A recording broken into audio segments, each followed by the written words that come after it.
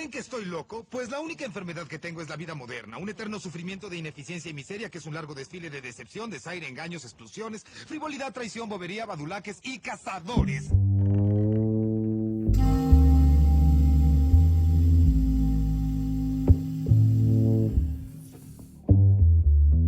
Hola, gente harta de usar tapabocas, les saluda Sergio y hoy me encuentro con Fabián, Nicole y Walder. Bienvenidos al podcast Pesimismo Iletrado. Este es un espacio dirigido por malformadores de sucesos, críticos convulsivos y opinólogos por prestación de servicios, que no encontraron otra afición más que emplear historias como arma de doble filo para reflejarnos en las más lamentables situaciones de la cuestión humana. En este primer capítulo les venimos a hablar sobre el amor.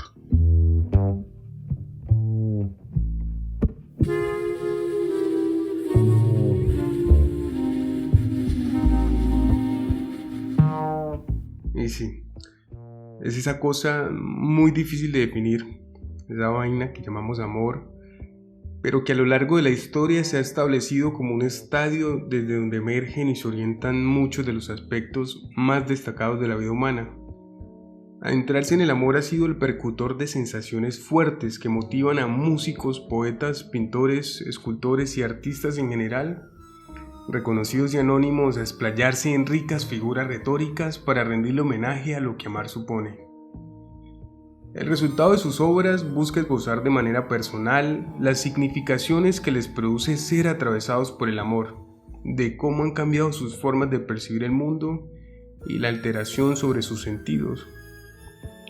No obstante, los significados del amor son múltiples y variados. Tratar de abordar todos sus matices haría que este remedio de podcast se extendiera como la construcción del túnel de la línea. Por eso, en aras de ser prácticos, hemos decidido quedarnos con una de las aristas menos bonachonas del amor, el amor trágico. Ese amor que, dadas las circunstancias sociales, políticas y culturales, no llega a la cúspide como la unión duradera de dos amantes, sino como una ruptura abrupta del amor que desencadena tristeza, dolor, penuria y demás sensaciones negativas cargadas de agudeza e intensidad. ¡Y eso duele! Sin tanta parafernalia, hoy les traemos 4 historias de eventos de amor en contextos bélicos que seguramente le ayudarán a sortear las vicisitudes banales y contemporáneas que actualmente usted esté atravesando a causa del amor. En comparación a estos relatos, su historia de amor trágico será reducida a una nimiedad que no merece el insomnio y las playlists de vallenato y bolero cortavenas que escuchó esta semana. En la primera parte, iremos a Polonia para conocer un amor en medio del confinamiento que será una luz tenue de esperanza. Luego, hablaremos de la historia de amor entre dos coreanos durante la ocupación de Japón. En la segunda parte conoceremos la correspondencia entre un matrimonio separado por la patria boba colombiana. Y por último, contaremos la historia detrás de un soldado argentino en la Guerra de las Malvinas, que vio truncadas sus esperanzas de amor. Si no se divierten, los golpeo con mi guitarra.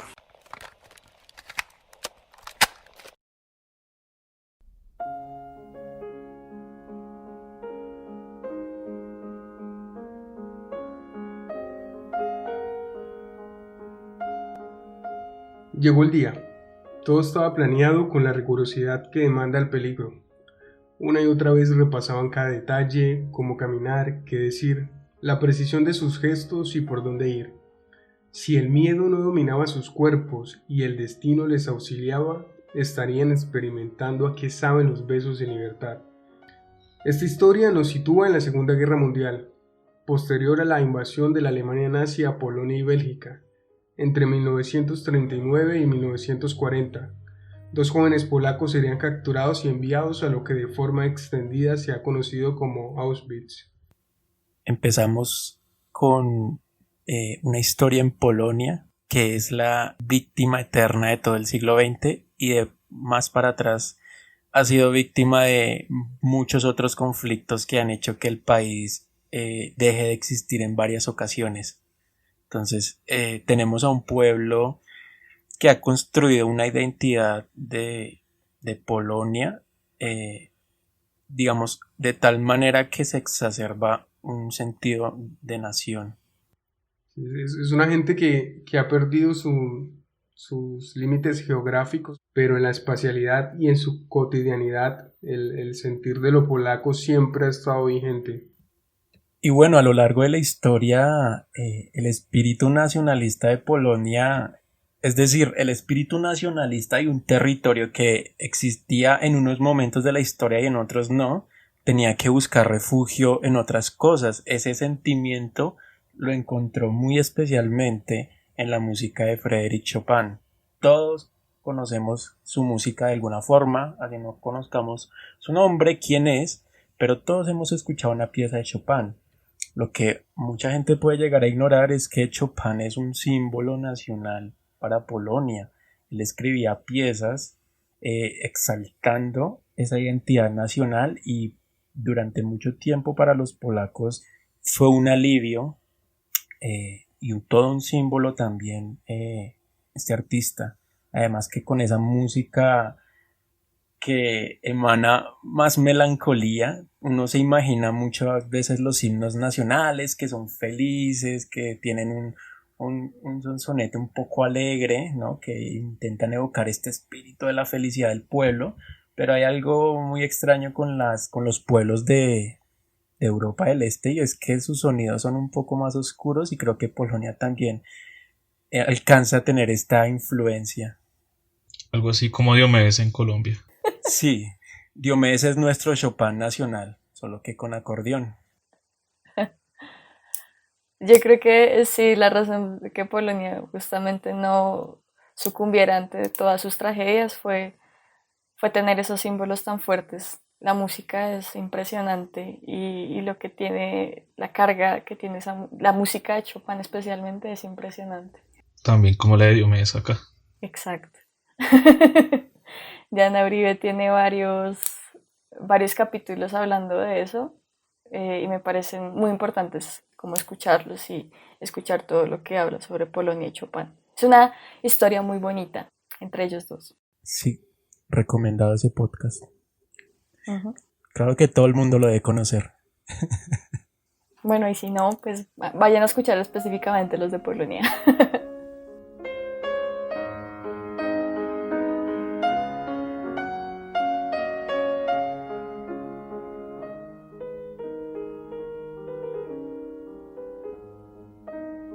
Bueno, continuando con la historia, de un lado tenemos a Malka Ziemelbaum, quien nació en Bersko, Polonia, el 26 de enero de 1918.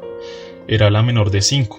Su familia emigró a Amberes, Bélgica, en 1928, instalándose en el número 7 de la calle Marinos. Ella fue una alumna destacada en el área de los idiomas. No obstante, abandonó sus estudios a la edad de 14 años cuando su padre, quien era un empleado de una fábrica de diamantes, quedó ciego. Entonces ella empezó a llevar a cabo tareas de costura y sería junto con sus hermanos quien viera por los gastos del hogar.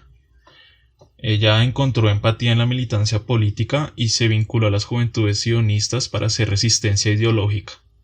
El 11 de septiembre de 1940, en una redada alemana a la principal estación de trenes de Amberes, fue capturada y trasladada a Auschwitz junto con otras 1.408 personas, llevando por número de identificación el 19.880. Sin embargo, por sus conocimientos en polaco, en alemán, en francés, en sueco, flamenco e italiano, se lo ubicó como intérprete y mensajera. Tenemos una protagonista que en todo el sentido de la palabra es protagonista, ¿no? Porque se echa al hombro a su familia, tiene toda una misión política, es una mujer que se dedica de lleno a vivir y a trabajar por los demás. Sería perfectamente el argumento para una serie en Netflix. Sí, pero espero que no. Pues no, Netflix compra ahorita lo que quiera, pero que le den tiempo, ¿no? Porque ahorita tienen una intención como editorial muy rara. Es más política que con la intención de narrar historias en sí. Y no está mal que tenga política, pero cuando se siente tan grande, la historia a veces se siente secundaria. Sí, no pongan esas ideas en la mente de nadie, por favor. Oigan, ¿vieron la edad que tiene ella? se dieron cuenta de la edad que tiene ella cuando es capturada. Me impresiona como Súper joven. todo. Sí, tiene como 22 años y ya sabe todos esos idiomas. Y uno a duras penas sabe hablar español. Exacto. Del otro lado tenemos a Edward Galiński. Nació en Jarosław, Polonia, el 5 de octubre de 1923. Asistía a la escuela de marina de Pinsk cuando la guerra estalló. Capturado en la primavera de 1940, sería trasladado a Auschwitz el 14 de junio del mismo año en el primer transporte de prisioneros políticos, llevando por número el 531 de un total de 728. Se vinculó a la red clandestina de resistencia política polaca y su habilidad con las herramientas le permitió entrar al taller de cerrajería a cargo del oficial de las SS, Eduard Lubusz, conocido por su amabilidad con los prisioneros, quien sería pieza clave más adelante en nuestra historia. Edward es es menor que Malka, ¿no? Tiene unos 17 años cuando lo capturan y lo llevan a Auschwitz. Sí, le gustaba el colágeno. Pero luego el amigo Nicole va a decir que estas cosas no las digamos en el podcast, entonces... ¡Ay, Walter! Bueno, los papeles que ambos jóvenes desempeñaron durante su estancia en el campo les permitió verse de una manera frecuente, y lo que inicialmente se gestó como una afinidad causada por los ideales compartidos, pronto se convirtió en la génesis de un amor en cautiverio que sembraría esperanzas de libertad en los corazones de todos los confinados. Y a pesar de lo idílico y romántico de su empresa, digamos que no se debe dejar de lado que la fuga también tenía grandes connotaciones políticas y permitiría contarle al mundo las atrocidades que dentro de Auschwitz sucedían. Yo pienso de haberse conocido Malka y Edward en otras circunstancias, como hubiera sido, ¿no? Porque pues ellos los une el hecho de que son llevados a Auschwitz, pero además hay algo que fortalece su relación y es su afinidad en cuanto a sus luchas políticas. Entonces creo que eso los vuelve aún más cercanos y esto es completamente pues circunstancial a lo que se está viviendo a la época, ¿no? Sí, hay una cosa que se llama mal de vereda, no sé si ustedes alguna vez lo llegaron a mencionar, y es que cuando uno se sitúa en un espacio geográfico delimitado y con una población densa, bueno, una población con una baja densidad, las interacciones entre los individuos tienden a proliferar de una manera que en un escenario normal no se darían. Entonces yo creo que eso está muy mediado también por el confinamiento y que pues ya todos los humanos son humanos y tienen necesidades físicas y fisiológicas. Igual me parece muy importante este tema de que ellos sepan desde el inicio que el hecho de que estén ahí tiene toda una carga política a pesar de su juventud, porque ellos saben lo que está pasando y saben que necesitan que eso se cuente al mundo de alguna forma. Retomando la historia, antes de conocer a Malka, Edward ya había elaborado un plan de escape junto con su colega Wiesław Kielar, un escritor y director de fotografía polaco. Juntos convencieron a Antoni Sinlak, que frecuentaba el campo como civil y desempeñaba tareas de alicatador. El alicatador es una persona que está encargada o que desarrolla actividades relacionadas a hacer arreglos de baldosas, a pegar azulejos y toda esta cuestión como muy de la mano de la cerámica. Habían hablado con este señor para que les ayudara con un sitio donde llegar una vez hubiesen escapado. Ellos tenían pensado llegar inicialmente a este sitio y luego, a partir de asentarse en este lugar, mirar hacia qué otros rumbos podrían tomar, hacia dónde dirigirse. Ellos tenían pensado llegar inicialmente a este sitio y luego partir hacia donde vivía la hermana de Kielar.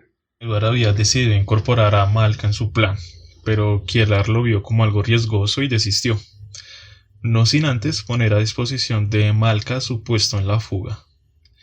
Es así como el 24 de junio de 1944, la pareja de jóvenes polacos decidió poner a prueba su meticuloso plan.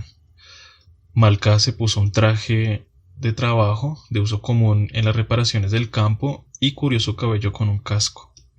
Edward, por su lado, se vistió con un uniforme de la SS facilitado por Louche. Si recuerdan, él era el oficial encargado del taller al que Edward estaba asignado. Edward aseguró una pistola con 2 balas en su cinto y aguardaron hasta mediodía. Era un sábado y gran parte del personal de vigilancia se marchaba como parte del descanso semanal. Acá vemos como un patrón que se ven en muchas de las historias que se cuentan en la Segunda Guerra Mundial, y es personal del propio ejército nazi colaborando con las personas para huir de los campos de concentración. Se dieron muchas situaciones variables donde se procuraba rescatar bien sea judíos, polacos en general, o pues víctimas de persecuciones del ejército nazi. Y eran personas que estaban dentro de esa misma estructura, es decir, que también arriesgaban sus propias vidas por estas acciones nobles. Sí, ahí es donde cobra valor pues muchas de las cosas que dicen sobre la jerarquía, si estaban cumpliendo órdenes realmente, si realmente creían en la causa, o cuáles eran las intenciones realmente de estas personas que los estaban custodiando en los campos de concentración, ¿no? Sí, algo que se olvida mucho, pues es un propio resultado de la guerra ver a Hitler y a la Alemania nazi y a los generales nazis como los villanos de la historia, y pues una maquinaria tan grande no se mueve solo con unos señores en el alto mando, era toda una estructura que agrupaba una gran parte de la población civil, pero para esta población muchos de ellos no tenían, o sea, no estaban realmente sincronizados con los objetivos de la Alemania nazi, pero como les daban trabajo o se tenían que vivir de alguna forma, pues muchos terminaban pues adhiriéndose a estas estructuras que son mucho más grandes que ellos. Sí, no, y además pues era el partido que realmente era el que estaba a la cabeza en ese momento en Alemania, entonces yo me pongo en los zapatos de ellos y uno está por fuera de eso, está en contra de ellos, así de simple. Y si tú eres ciudadano de un país así, pues ¿cuál es el futuro que te espera para ti y tu familia? Eso es una discusión que se ha llevado a cabo durante mucho tiempo y bueno, hay detractores al respecto, pero yo sí creo que era muy complicado tratar de salirse de eso. Y creo que ellos lo que trataban de hacer era ayudar cuando podían, ¿no? En muchas películas se ve esto en La lista de Schindler. La lista de Schindler, gracias. Esa era la que estaba pensando, que es la más clara en la que muestran eso. El pianista también retrata en parte eso. Sí, igualmente están por el otro lado los generales o los funcionarios administrativos que colaboraban en esta maquinaria de destrucción, y muchos de ellos no participaban directamente ejecutando personas. Pues es un chiste muy común esto de firmar papeles, que por ejemplo en la película El pianista se ve que este general nazi que ayuda al protagonista pues es eso, es una persona que firma papeles, no está en el frente de batalla, no está dando discursos de superioridad racial ni nada de esto, es simplemente un funcionario, pero al participar en esta estructura también ayuda a reproducirla. Entonces son dos lados muy complejos de analizar y que se van más allá de nuestro esquema mental de estos son los buenos y estos son los malos, y es algo que se debería trabajar mucho en destruir, en esa visión de tan simplista, ¿no? De este es el enemigo, simplemente vamos a destruirlo. Yo creo que aquí sí vale también la pena aclarar, ya que estamos hablando de temas tan sensibles, que nosotros no estamos defendiendo nazis, ni mucho menos. Pero sí estamos de acuerdo en que hay que ver las cosas en escala de grises. Y esto fue lo que hizo la pensadora Hannah Arendt en su tiempo. Y esos matices nos parece importante resaltarlos pues, en estas discusiones. Pero bueno, continuamos con la historia. Bueno, la pareja solo tenía como gran obstáculo el control de la salida del campo, que fue sorteado con un salvoconducto que Malca había extraído en blanco de una oficina. La excusa que usaron fue simple. Él afirmó llevar al obrero a la ciudad en busca de una pieza para reparar un lavamanos. Aquí vale señalar que con anterioridad Edward y Malca habían desmontado un lavamanos y Malca lo llevaba sobre su hombro, cubriendo parte de su rostro. Yo tengo aquí una duda, o sea, Malca, el salvoconducto que ella sacó fue por el tema de su trabajo previo en lo que ella hacía de mensajería y todo esto de traducción. Sí, de hecho, el- las condiciones que ella tenía le facilitaron que se ubicara como en un espacio entre oficinas y ella podía manejarse con cierta libertad en el campo. Entonces tenía acceso como a estos lugares y en una oportunidad de esas aprovechó y tomó pues este papel en blanco para luego proceder a falsificarlo y presentarlo como un pase de salida en el control de la salida del campo. Y haciendo un paréntesis un poquito aquí, uno podría decir que ella entonces tenía la capacidad de ayudar a personas que lo necesitaban en el campo si de pronto las iban a ejecutar o algo así. ¿Hay algún registro de eso? De la fuente principal de consulta de este trabajo, sí, se menciona que Malca, bueno, aprovechando que Malca tenía acceso a este tipo de archivos, muchas veces ella alteró documentos para alargar la vida de las personas que de alguna manera aparecían o figuraban como que ya no les resultaban útiles al campo y tendrían que ser conducidas al campo de exterminio. Aquí es válido recordar que tanto Malca como Edward estuvieron en Monowitz, que no era un campo de exterminio, sino de trabajo. Entonces, cuando ellos veían que en su círculo próximo, las gentes que conocían y que compartían mismas condiciones, iban a ser trasladadas al campo de exterminio, Malca hacía lo posible por medio de estos documentos oficiales, alargarle la vida a las personas. También creo que hace claro el hecho de que ella no tenía la posibilidad solo de salvar a otras personas, sino de salvarse a ella misma, ¿no? Malca era una persona supremamente habilidosa y trabajadora y sus habilidades le eran muy útiles al régimen. Entonces ella siempre desde el comienzo tuvo la posibilidad de simplemente, pues, digamos, adaptarse a las circunstancias que le son adversas, pero también está este componente de la voluntad política de ella que le impide hacer ese tipo de cosas. Probablemente se sentiría culpable o sentiría que no vale la pena vivir si no pues está muriendo por sus ideales. Entonces decide irse con toda, con Edward, ¿no? Además que está impulsada también por otra persona que también tiene unos ideales políticos muy claros, ¿no? A, a no, a no preservarse. Sí, ellos lo tenían muy claro, yo creo. O sea, ellos hacían parte, o por lo menos Malca de las juventudes sionistas, ellos tenían muy claro qué era lo que tenían que hacer a pesar de su juventud, que es algo que me sigue impresionando mucho hasta ahora. Ahí Fabián nos hizo severo spoiler, pero vamos a ver que la historia se pone un poquito interesante. Retomando la historia, mientras Malca y Edward disimulaban la ansiedad y la amarga felicidad de verse ya casi libres, se dirigieron hasta un pueblo de nombre Cosi y allí recibieron la ayuda de Anthony Sislak, que era el señor que pegaba baldosas y azulejos, el alicatador. Ujú. Y como sugerencia de Malca, en vez de seguir hasta la casa de la hermana de Kielar, optaron por movilizarse hacia Eslovaquia, donde Malca tenía parientes y podían aguardar hasta que el escenario político y bélico volviera a la normalidad.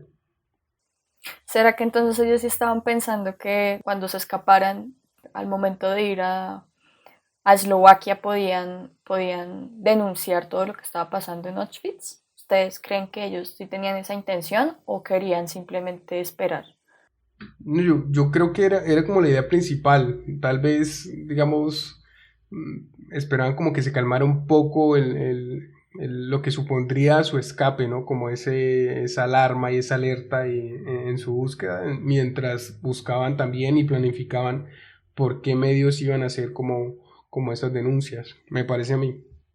Sí, además que los campos de concentración fueron descubiertos de forma tardía, ¿no? Ya cuando la Alemania nazi estaba perdiendo terreno ante tanto los aliados, pues en el este y en el oeste. Fueron los rusos los primeros en encontrar estos campos de concentración ya cuando pues se veía que Alemania iba a perder, pero pues todo ese trabajo costó años y en el momento en que estaban cerca de descubrirlos, pero todavía no era un hecho conocido por todos y la magnitud Sí, de la guerra en ese sentido.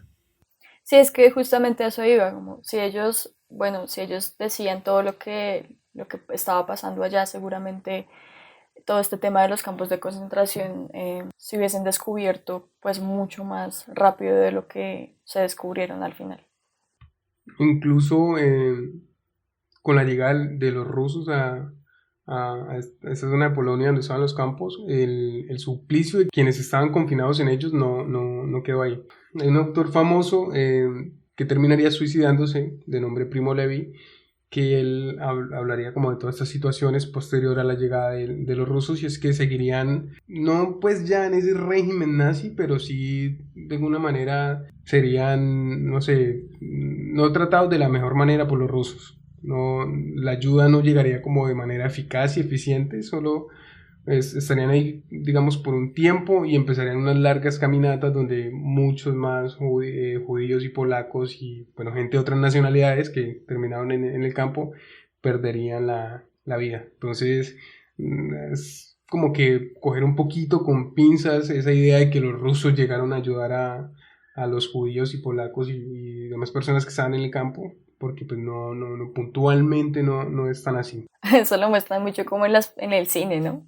Que llegan los rusos salvadores, gracias a ellos ya todo vuelve a la normalidad para todo el mundo, pero lo que tú dices es que no fue así, realmente. Sí, depende del frente, ¿no? O sea, realmente no es que llegaron a libertar, sino que llegaron a joder a los otros.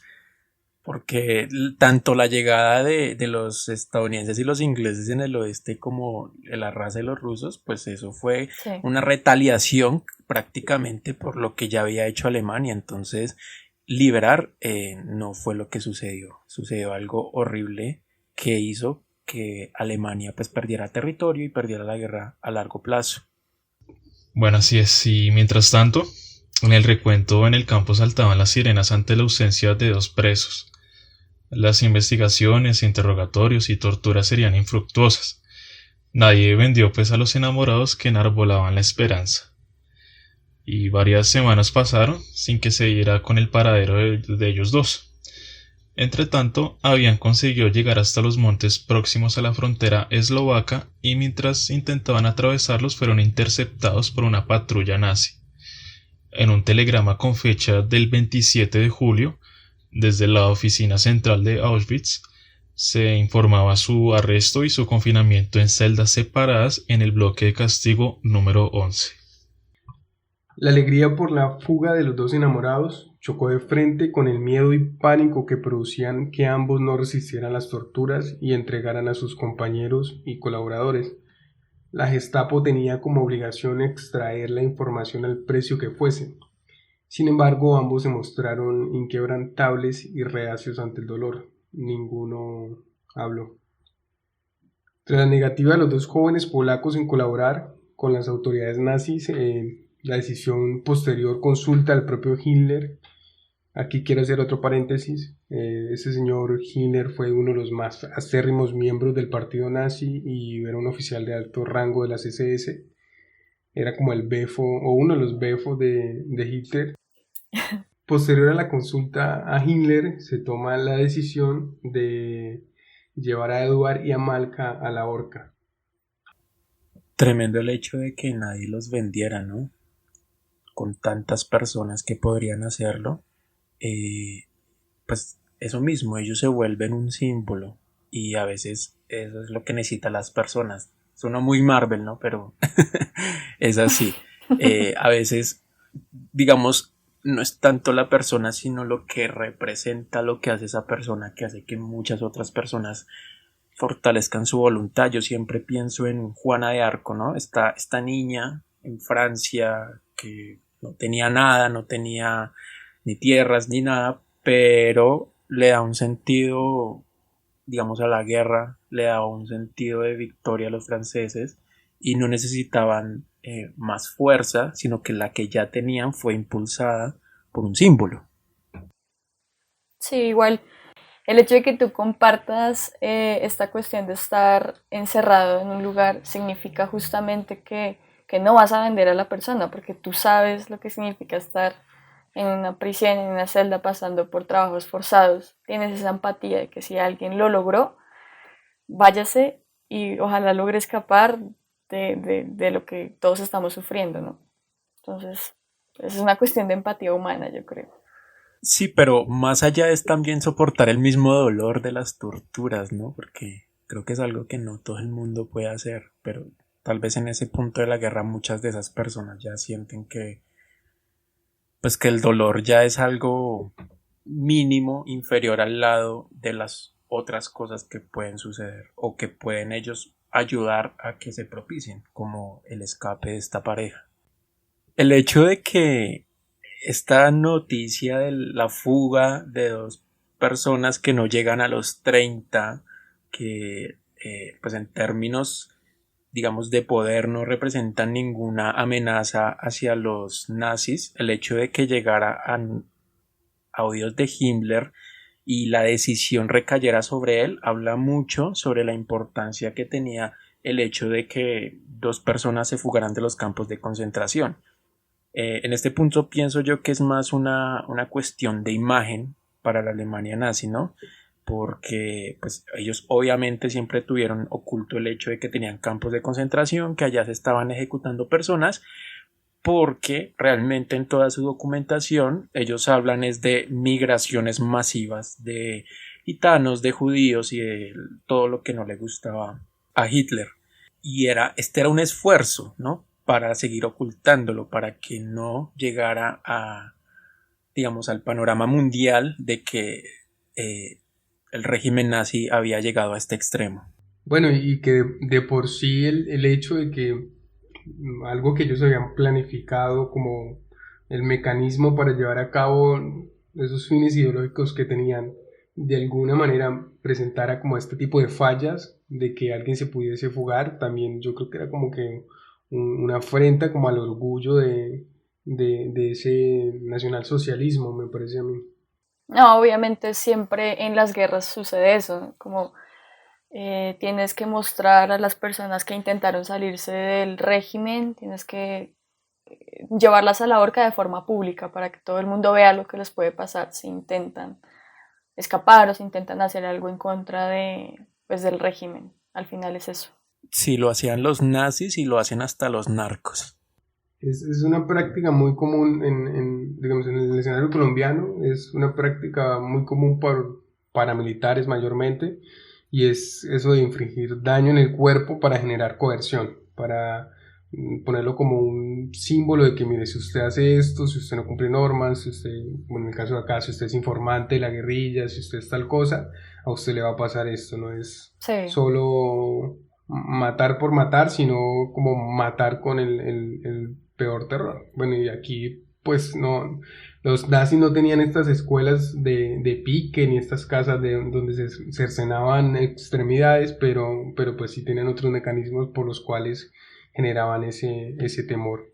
Tenían países enteros sometidos a sus ejércitos durante pues un breve periodo, pero podían hacer lo que se les daba la gana.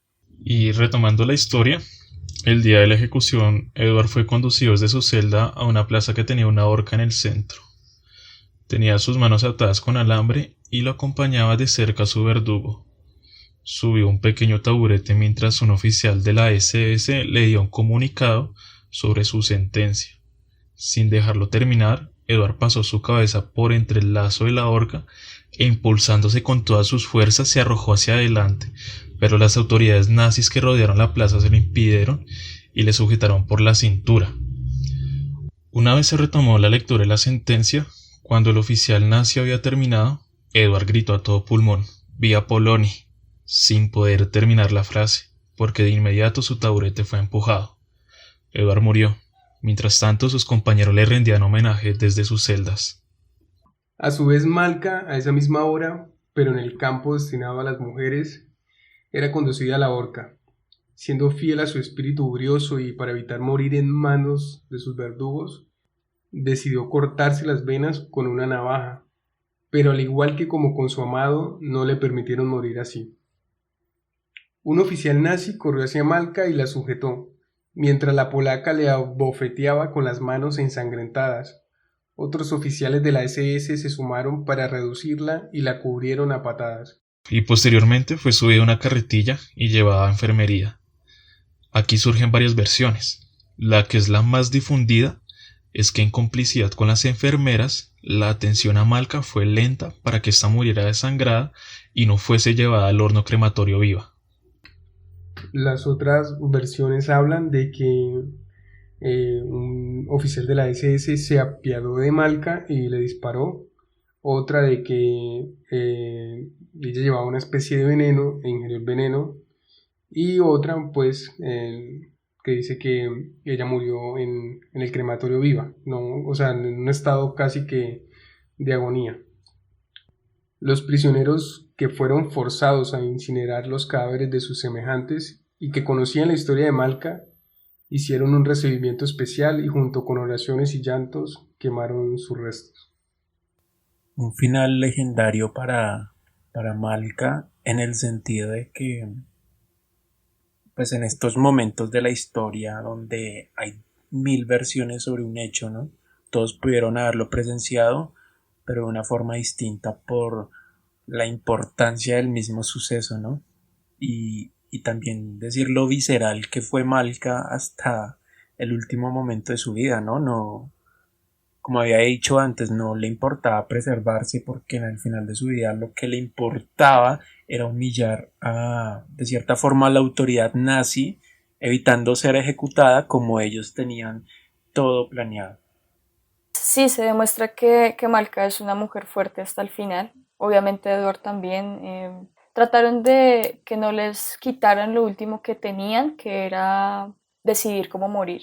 Creo que eso es muy importante al final. Ellos trataron a toda costa de ser ellos quien murieran por su propia mano, y eso también quiere decir mucho para los nazis, ¿no? Como este irrespeto hacia ellos mismos también. Y por eso pues lo evitaron a toda costa, pero el intento es lo que cuenta, yo creo, en este caso.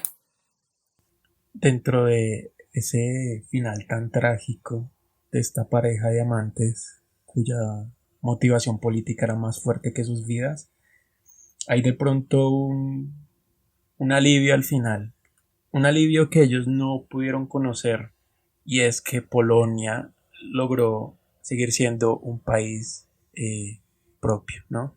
Todas las motivaciones nacionalistas que ellos tenían de alguna forma se materializaron después de la guerra.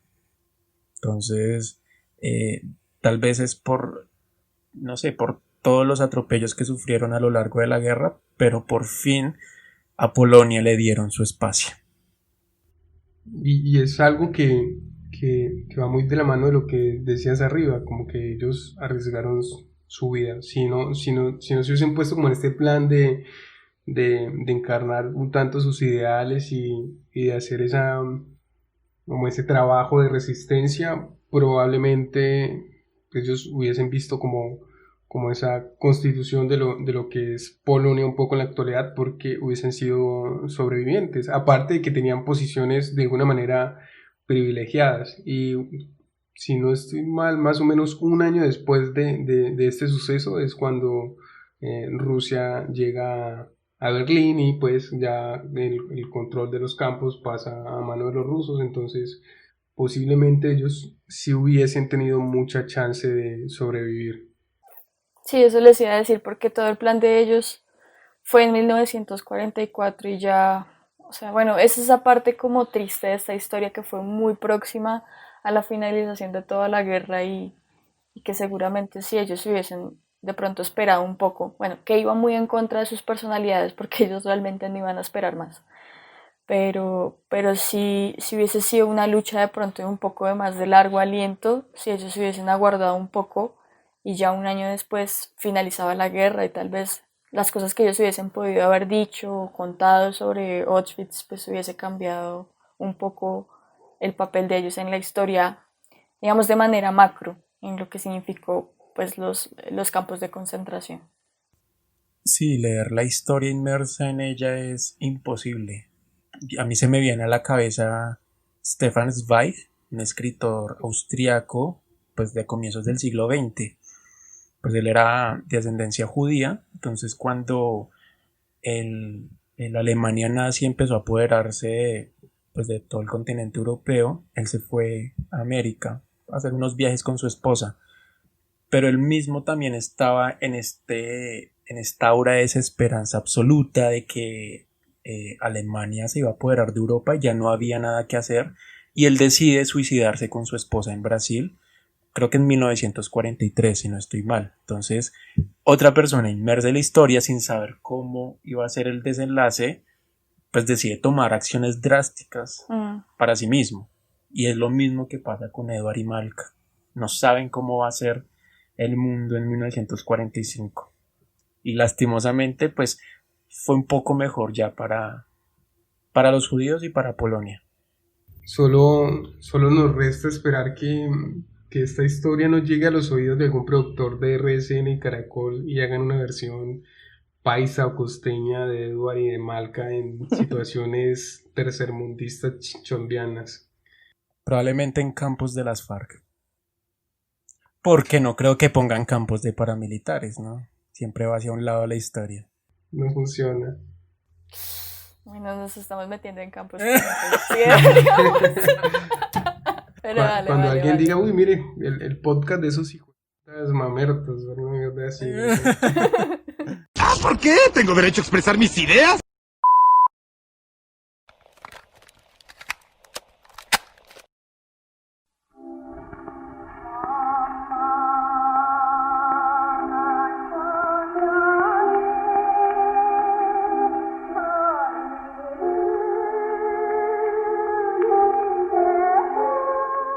Bueno, les cuento que esta historia desafortunadamente ya está en Netflix.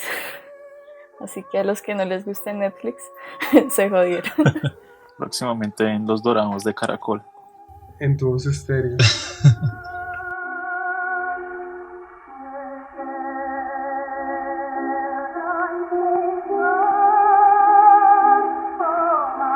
Esta historia está enmarcada en el dominio japonés sobre Corea, que duró 35 años, desde el año de 1910 hasta 1945. Esto ocurre durante casi toda la primera mitad del siglo XX hasta la rendición del Imperio del Japón en la Segunda Guerra Mundial. En este tiempo aún existía Corea, sin las divisiones del norte y del sur que hoy conocemos, y que se dio 5 años más adelante en la que ya conocen Guerra de Corea. Sobre esto vale la pena resaltar que Corea y Japón han tenido bastantes roces durante toda su historia debido a las constantes invasiones que los coreanos han tenido sobre su territorio por parte de los japoneses y que se remontan desde 1500. Bueno, creo que, digamos, en Occidente tenemos toda una imagen sobre lo que era Japón en la Segunda Guerra Mundial, pero se suele hacer mucho en función de los estadounidenses, ya que en la Segunda Guerra Mundial el conflicto se volvió muy directo entre ellos, pero hay todo un mundo en todas las relaciones que tenían Japón, Corea y China, que son países que han cambiado sus relaciones a lo largo de la historia, pero en la Segunda Guerra Mundial el que llegó a tener de alguna forma, por decirlo de alguna forma, la supremacía territorial fue Japón, que logró doblegar a Corea y a China. Bueno, y dentro de este contexto, la historia de nuestros protagonistas de hoy termina un 4 de agosto del año 1926 y empieza el relato del himno de la muerte. Jun Sin-deok es considerada la primera cantante soprano profesional de Corea. Nació el 25 de julio de 1897 en la ciudad de Pyongyang. Ella tuvo el privilegio de poder estudiar en las escuelas intermedia y secundaria de Pyongyang para mujeres y más adelante en la Universidad de Kyongsang para mujeres de Seúl, de la que se graduó en 1914. El poder alcanzar este nivel de educación denotaba su gran talento para el canto. Al terminar su carrera fue maestra durante un año. Enseñaba en la escuela primaria en Wonju. Después de ese tiempo enseñando, Jun fue para Japón a estudiar en la Escuela de Música de Tokio después de lograr ganar una beca, convirtiéndose en la primera mujer coreana en estudiar allí. Para Jun fue un logro bastante importante poder estudiar canto y poder formarse en esta área. ya que ella venía de una familia que no tenía muchos recursos y definitivamente el hecho de que ella pudiera ganar una beca más en Tokio es un logro gigante para ella como coreana, aun si vemos que bueno, que en esa época estaban ocupados por Japón, pero sí habían estas divisiones entre los japoneses y los coreanos, definitivamente se notaba, y el hecho de que ella pudiera estudiar, pues bueno, denotaba un gran talento innato en ella. Y dentro de la diferencia que Nico comenta entre los japoneses y los japoneses como los eternos nazis de Asia, digamos que tienen un término bastante, en teoría, despectivo con los coreanos que residen en Japón o que fueron enviados para esa época a Japón.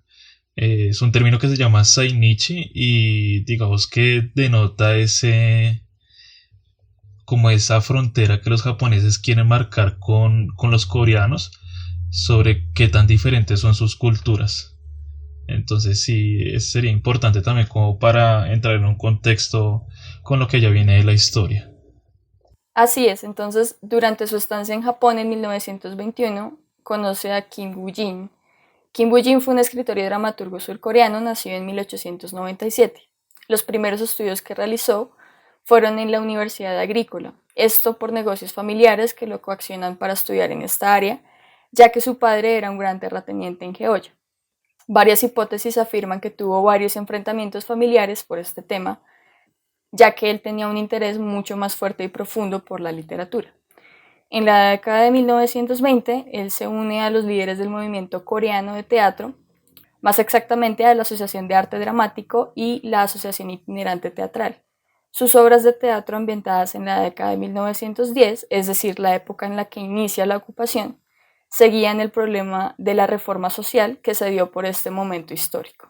Sobre la reforma social, vale la pena aclarar que en esta época la policía tenía la autoridad para gobernar todo el país. Japón tenía un control de los medios, de la ley, el gobierno, prácticamente de todo, y lo tenían mediante un poder físico y digamos que las obras de Kim Woo-jin eran prácticamente un acto de resistencia en contra de la asimilación cultural, que ya, digamos que se dieron porque ya el coreano estaba prácticamente prohibido de usar aún en territorios coreanos. Entonces, el hecho de que él escribiera estas obras en coreano y que también las presentaran en coreano, pues era todo un problema para él.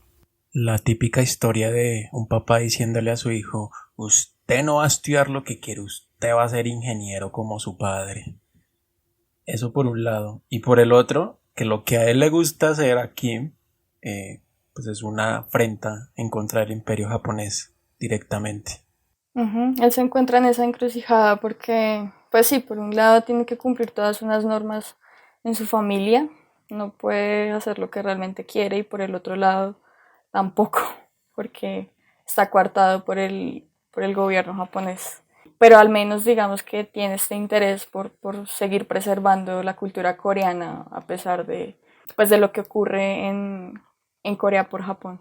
Digamos que el respeto por esta posición radical de él viene, yo creo que un poco dado de quizás por su posición social, no sé, porque eso por ahí desataría algún tipo de conmoción. No sé, no me imagino que Japón fuese muy permisivo con estas situaciones en otros escenarios, no sé, yo creo que sería más radical, me parece a mí. Es decir, que si él no tuviera el dinero que tiene, sería más difícil para él hacer estas obras. Pues para mí sí, así lo veo. Sí, es verdad. Bueno, infortunadamente no es posible encontrar los escritos del autor en español o en inglés, pero sus principales obras son Mediodía Real, Esta chica y Montaña del Cerdo, que es una obra de teatro. Estas obras conmocionaron al país por su contenido y su cercanía a filósofos como Nietzsche y Marx. Mientras que estuvo en Tokio siguiendo su carrera en el teatro y se especializa a su vez en literatura inglesa en la Universidad de Waseda, conoce a Jun Sin-deok, Los dos se enamoraron profundamente, a pesar de que Kim ya era un hombre casado, después de atender la demanda de su padre conservador. El matrimonio concertado no les importaba en absoluto a estas almas gemelas, pero esto supondría el comienzo de su tragedia. Bueno, como ya lo mencionábamos antes, él pues definitivamente no tenía ninguna posibilidad de elección en nada. El hecho de que pudiera estudiar literatura realmente fue como un acuerdo al que llegó con su padre, pero pues ya su vida privada estaba también arreglada. Es decir, tampoco se le dio la oportunidad de poder escoger una esposa, pero pues eso no impide que él se enamore de otra persona. Así es el amor. Sí, es algo muy común pues en las familias el imponer como el futuro a sus hijos, pero en Asia esto es mucho, creo yo, es mucho más fuerte, digamos, esta necesidad de honrar a la familia, de hacer lo que los mayores me dicen y de colaborar a ese bien común, ¿no?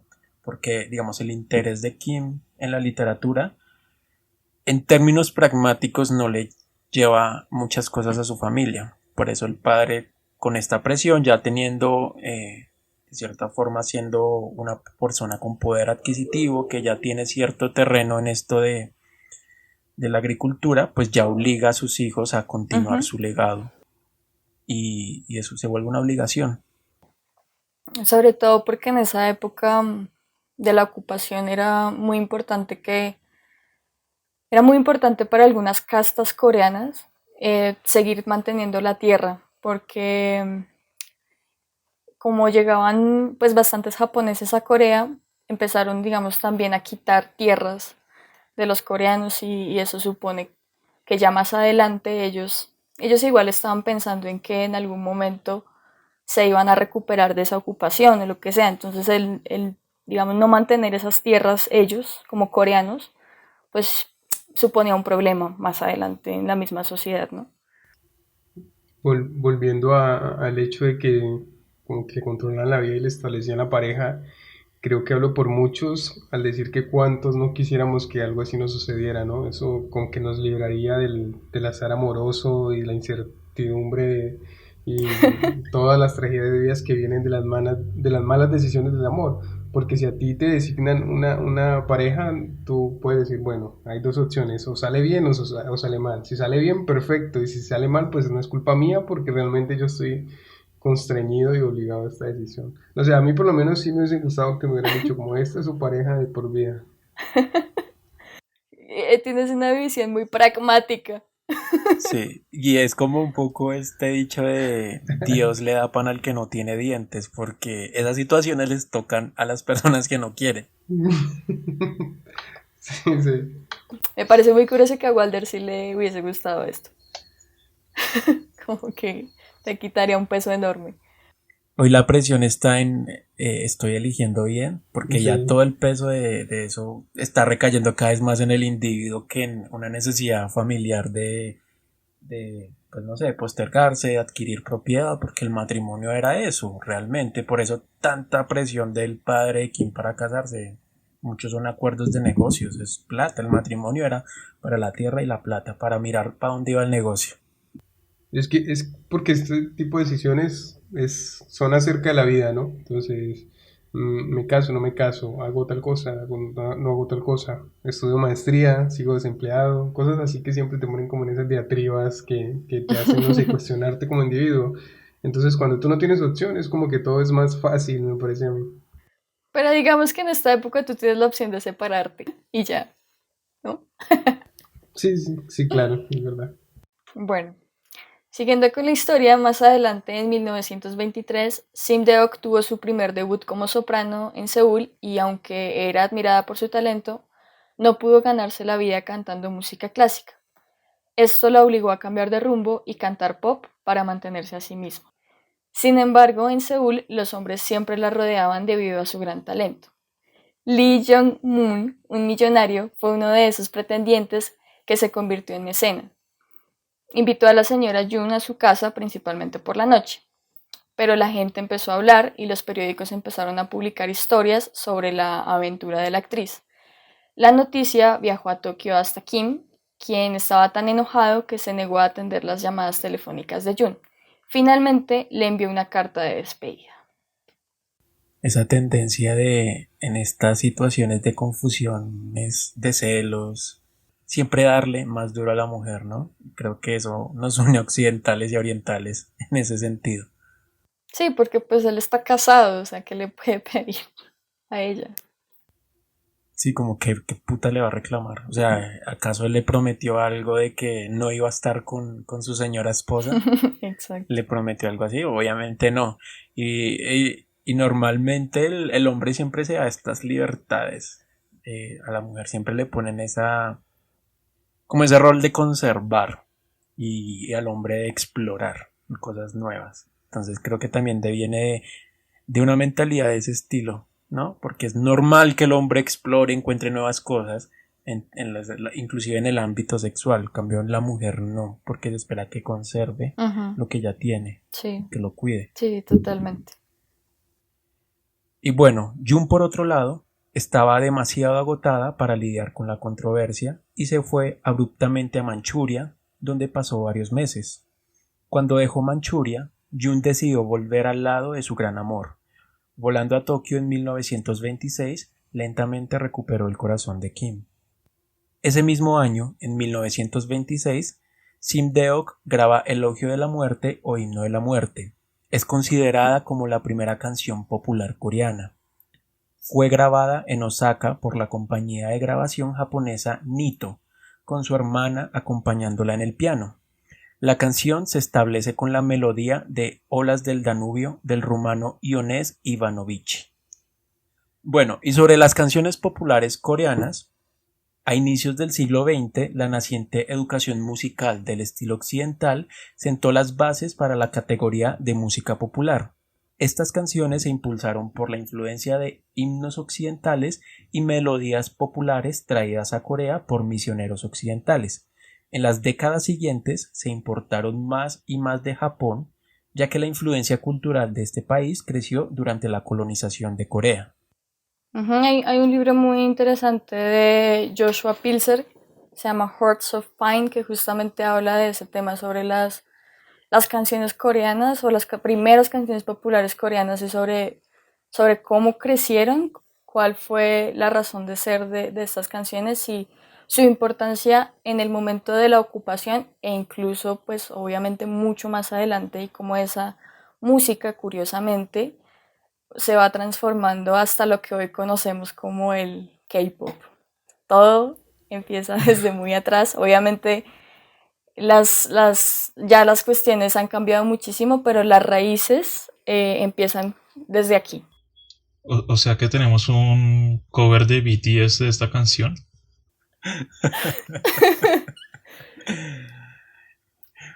Puede que lo hagan o hay que buscar. Yo la verdad no conozco la discografía de BTS, pero si no lo han hecho se están demorando.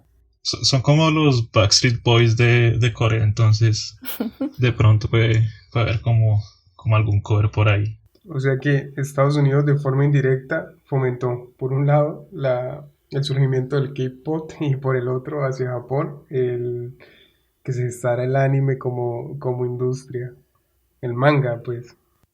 Sí, es que es muy difícil entender a Asia sin la influencia que tuvo Occidente los últimos 2 siglos, ¿no? Porque precisamente esta idea de la canción popular, ellos no la tenían. Yo supongo, acá ya me voy al campo a la suposición, que antes de eso ellos veían la música como, pues como rituales, como algo perteneciente a toda la comunidad, no como una creación de un artista para conmover a nivel emocional o a nivel Como el racional, Charrito Negro. sino era algo Esa es nuestra música popular. sí, algo así. Sí, pero igual hay ahí presencia de cierta forma de un artista detrás del nombre. Yo me refiero un poco más como a la música de iglesia, que no suele tener un nombre personal, sino son cantos, más que nada. Y no hacen, digamos, no se hace tanto hincapié en el compositor, sino en la música y su efecto en la sociedad. Pero en la modernidad, K-pop en sí mismo sí le pone al músico, al artista en el lugar central. A veces por encima de la música, que es lo curioso. Por eso BTS es tanto show, además de la música que hacen, ¿no? Porque es súper importante la figura del artista. Pues a mí me parece curioso eso que dices, porque digamos que los cantos, sí, es lo que dices, es un grupo de personas bastante grande y a pesar de que siempre hay un líder en los cantos, digamos, gregorianos, esta cuestión, siempre hay una persona que lidera, es como una masa que finalmente se une al instrumental y todo eso forma la música que se conoce así, pero este tipo de música más popular pone solamente, por ejemplo, a Jun Sim Deok, ella es la cantante y ella es la persona que canta y otras personas la acompañan. Pero mira que si tú te pones a pensar en BTS, no sé por qué estamos hablando de BTS, pero bueno, digamos que si uno se pone a pensar en ellos, pues son grupos gigantescos, ¿no? Yo no sé cuántos son, pero son como 8, 7. Y yo no sé si, bueno, las fans los reconocerán, pero si uno realmente uno no los conoce, para mí también son como una masa simplemente que tienen habilidades todas, o todas más bien específicas. Me parece rarísimo, pero... Bueno, yo no soy muy fan del K-pop, pero sí me gusta leer y es toda una industria que se encarga casi que de crear una narrativa en torno a estos artistas. Entonces, cada uno tiene su personalidad, su historia, es como el convito donde cada fan se puede sentir afín a la personalidad de sus ídolos. Vaya, qué giro de tema tan espectacular hemos Nos tenido. fuimos al carajo. vamos a volver, vamos a volver. Bueno, a pesar de su gran amor, Jun y Kim se suicidaron juntos en 1926 saltando de un barco de pasajeros en la ruta de Shimonoseki a Busan. Estaban cruzando por el mar Henkai, cuyos caracteres en chino significan misterioso pero peligroso. La impactante noticia causó sensación en Corea y Japón y su grabación de Elogio de la Muerte, también llamada Canción de la Muerte, de 1926, vendió un récord de 100.000 copias después de su fallecimiento. Curiosamente, muchos coreanos conocen esta canción, ya que es normal que sus abuelas o mamás la canten en la cuna, pero muchos desconocen la historia detrás de la melodía. ¿Cómo pasamos de BTS al suicidio en 3 segundos? Pero son cosas muy incomunes, cosas fatídicas, terroríficas. Y bueno, si queremos seguir haciendo esa relación, hay muchas noticias recientes de estos artistas que frente a las presiones de la sociedad terminan suicidándose. No es algo muy lejano a lo que le está pasando acá a Kim y a Jun, que realmente toman esta decisión por todas las presiones a nivel político y a nivel familiar que están teniendo y que les está impidiendo estar juntos, es decir, hacer lo que ellos desean hacer de sus vidas. Sí, creo que eso está muy implantado en la cultura asiática, ¿no? Este tema de tener que alcanzar ciertos objetivos en tu vida o llegar a cierto punto y de no alcanzarlo, pues terminas haciendo ciertas cosas. Ellos por lo menos no podían estar juntos porque él estaba casado, porque ella estaba siguiendo el camino de la música y definitivamente no era una posibilidad para ellos escapar o hacer una vida juntos porque, saben, sus valores eran tan arraigados que ellos tampoco se lo iban a permitir.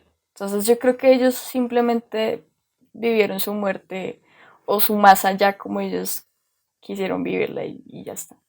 Sí, también que ellos perciben la muerte muy distinta a Occidente, porque pues obviamente esa visión ha cambiado un poco por la misma influencia del pensamiento occidental, pero en Oriente el suicidio es una forma de uno retirarse cuando ve que ya no puede ayudar en nada a su comunidad. Sobre todo en Japón es muy fuerte esto con el seppuku, con estos rituales de suicidio para mitigar la deshonra que tiene alguna persona.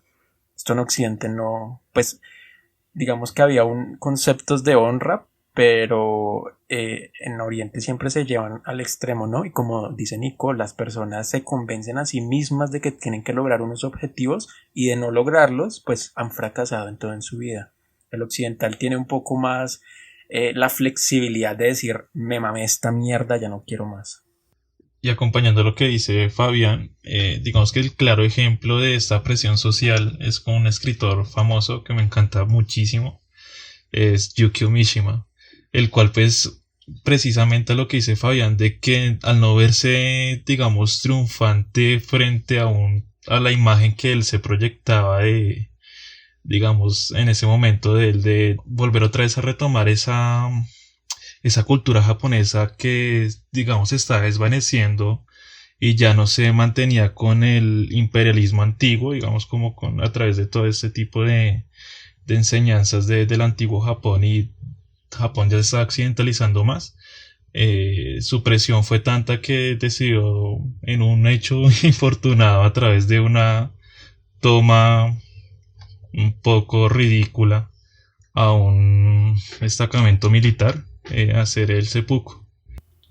¿No? Y vemos como, digamos, más allá de pronto de la nostalgia que suscita que sean como una pareja de amantes y eso, como todo está permeado por lo simbólico, ¿no? Se tiran al mar, en un mar que se llama misterioso pero peligroso, dejan una canción que se llama El Ojo de la Muerte, ¿no? Aquí, por el contrario, de forma contemporánea en Occidente, como que el despojo de la vida se vuelve una cuestión muy cualquiera, muy normal, así que la gente se mata inhalando polvo de extintor o se le bota un Transmilenio sin más reparos.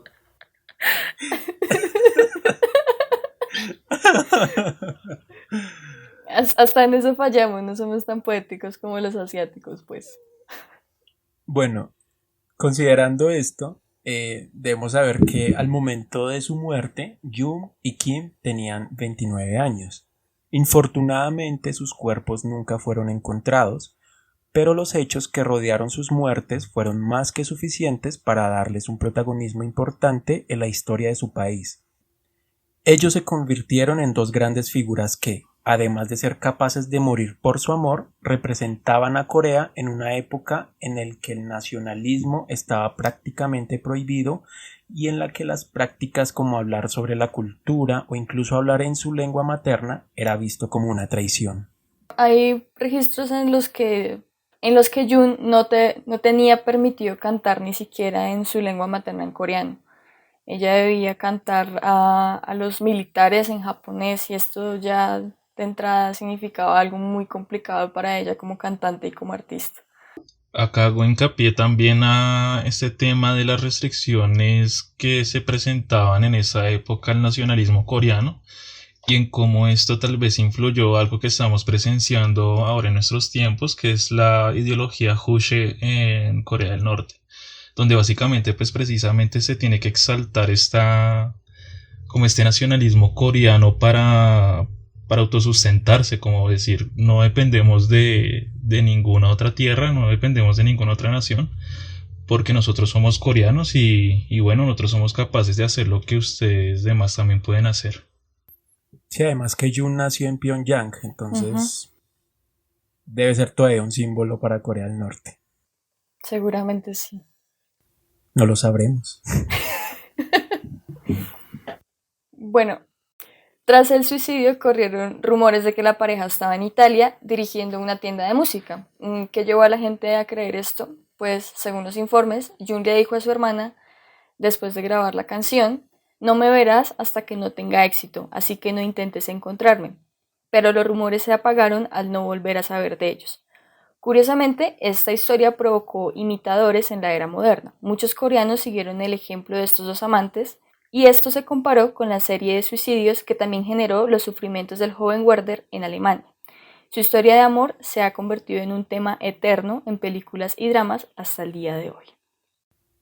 Hay una paradoja en relación al suicidio, y es que mientras más se habla de él, más suicidios ocurren.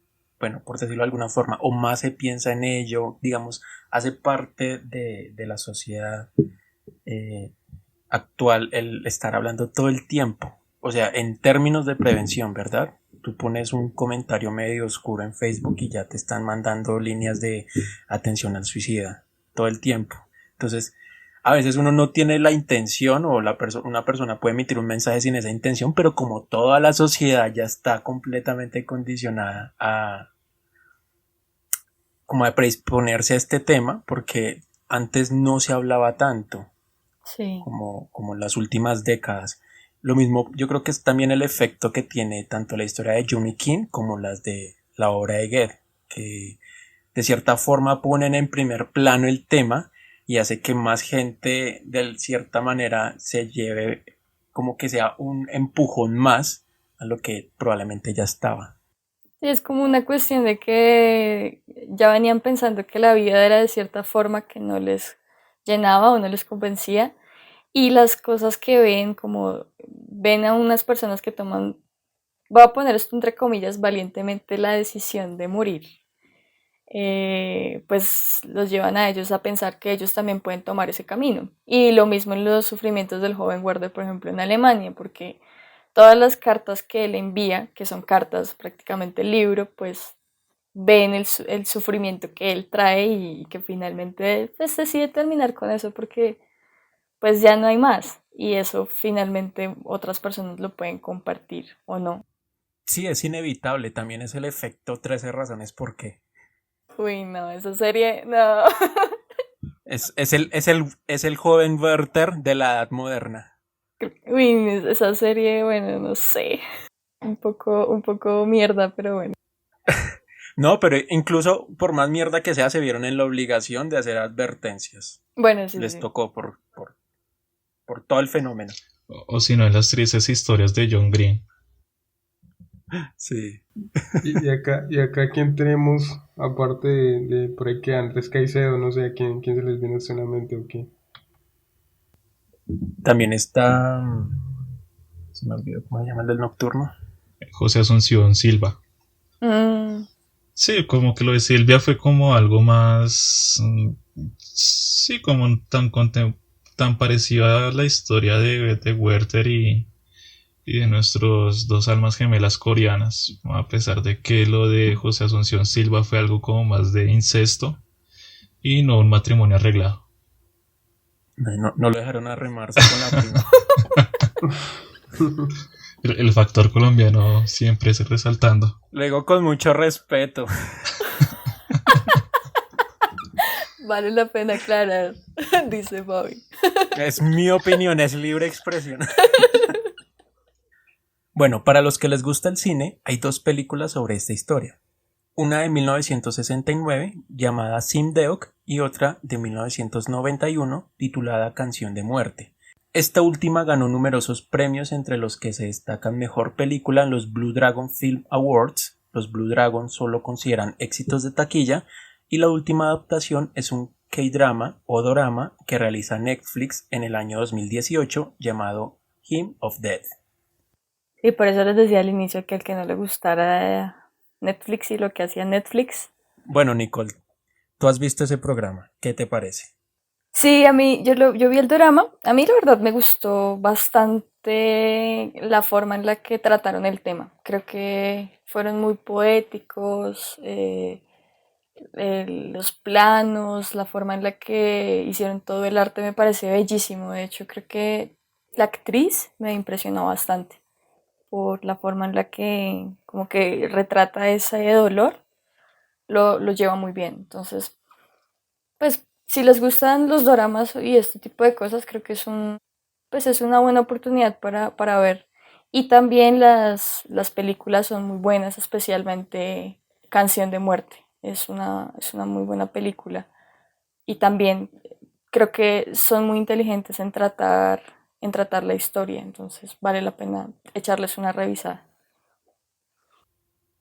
Bueno, yo no veo muchos doramas, pero soy un gran fanático de Tu Voz Estéreo, entonces consideraré fuertemente tu recomendación, sobre todo el dorama, y pues miraré ahí a ver si encuentro otras cosas curiosas. Solo que, bueno, yo lo que he visto por encima del dorama es que, cambiando de tema obviamente, es que son historias súper rosadas. Como que hay unos arquetipos obviamente diferentes a los de las desigualdades de acá, ¿no? pero están muy claros allá y yo creo que las comparo un poco con el anime, ¿no? Como, ¿quién es el popular? El popular no es el rebelde, es el que estudia, trabaja, hace todas las actividades curriculares. Sí, es verdad. El dorama tiene estas cuestiones de idealización muy fuertes. Mucha gente cree que así son la gente en Corea, que así son los hombres en Corea. Tengan mucho cuidado con estas idealizaciones porque definitivamente no es así, pero digamos que este drama específicamente sí me parece interesante por todo lo que recoge de la historia, porque es que finalmente sí es una historia de la vida real. Los dramas tienden a ser demasiado fantasiosos, entonces esto pues realmente no lo es, fue algo que pues pasó. ¿Tú crees que a las personas que les gustan los doramas les gustaría esta película por la connotación tan trágica que tiene? Yo creo que sí, porque igual tiene tintes muy, muy románticos. La pareja, la importancia de una pareja, que es finalmente lo que siempre recogen los doramas, lo tiene esta historia. Como ese gran amor y... Sí, ese gran amor que al final solamente lo puede terminar la muerte. Yo creo que con toda esta información, quienes nos escuchan ya deben tener pues ahí su plan de arrunchis, si tienen a alguien o solos, en la oscuridad de sus habitaciones para ver una gran película. Si tienen un matrimonio arreglado. O si están con sus esposas a las cuales ya no quieren, pero pues quieren ver una ilusión de lo que quisieron para sus vidas o no tuvieron. Que alguien, por favor, me arregle un matrimonio. En la, en la Guajira arreglan matrimonios. Consígase 15 chivos. Ya estuve en la Guajira, que enamorado, tengo que volver. Eso fue una súplica, por cierto. La anterior súplica fue patrocinada por Pesimismo y Letrado. Es una historia que llegó a su fin, después de hadas y magia sin par. De esta manera terminamos la primera parte de nuestro capítulo y los invitamos a escuchar la segunda entrega con historias de Colombia y Argentina. También queremos conocer sus desdichas. Pueden compartir sus experiencias anónimas al correo pesimismoiletrado@gmail.com para darles vida en nuestro podcast. Queremos agradecer de manera muy especial a Unheard Music Concepts por la música de nuestro intro. Y por último, pueden escucharnos también en Spotify, Google Podcast, iVoox y YouTube. No olviden seguirnos en Facebook, Instagram y Twitter como Pesimismo Iletrado. Muchas gracias por escucharnos.